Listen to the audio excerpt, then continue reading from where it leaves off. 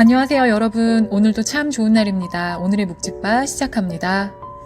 오늘은 고린도전서 15장 35절에서 49절 말씀입니다.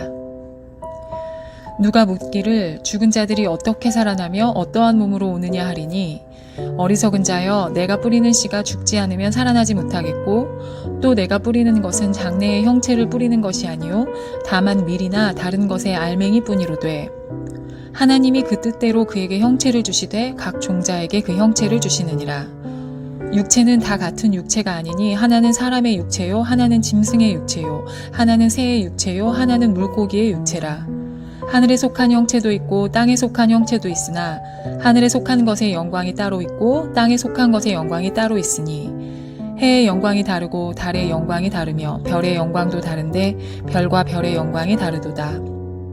죽은 자의 부활도 그와 같으니 썩을 것으로 심고 썩지 아니할 것으로 살아나며 욕된 것으로 심고 영광스러운 것으로 다시 살아나며 약한 것으로 심고 강한 것으로 다시 살아나며 육의 몸으로 심고 신령한 몸으로 다시 살아나나니 육의 몸이 있은즉 또 영의 몸도 있느니라. 기록된 바 첫사람 아담은 생명이 되었다 함과 같이 마지막 아담은 살려주는 영이 되었나니 그러나 먼저는 신령한 사람이 아니요 육의 사람이요 그 다음에 신령한 사람이니라. 첫사람은 땅에서 났으니 흙에 속한 자이거니와 둘째 사람은 하늘에서 나셨느니라. 무릇 흙에 속한 자들은 저 흙에 속한 자와 같고 무릇 하늘에 속한 자들은 저 하늘에 속한 이와 같으니 우리가 흙에 속한 자의 형상을 입은 것 같이 또한 하늘에 속한 이의 형상을 입으리라. 오늘 본문에서 고린도 성도들은 부활에 대해 두 가지 질문을 합니다. 어떻게 부활이 일어나는가? 그리고 어떤 몸으로 부활하는가? 이 질문에 사도 바울은 씨앗을 예로 들어 설명합니다. 씨앗을 심으면 씨앗과는 전혀 다른 형체로 식물이 자라나는데 그 형체는 하나님께서 이미 씨앗 안에 다양한 모습으로 주신 것입니다.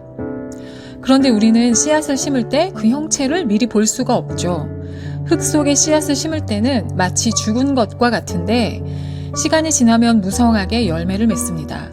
그렇듯이 우리의 죽은 몸에서 비롯되는 부활한 몸도 우리가 볼 수는 없으나 썩을 것으로 심지만 썩지 아니할 것으로 다시 살아나며 약한 것으로 심지만 강한 것으로 살아나며 육의 몸으로 심고 신령한 몸으로 즉 영의 몸으로 살아나 영원히 산다는 것입니다.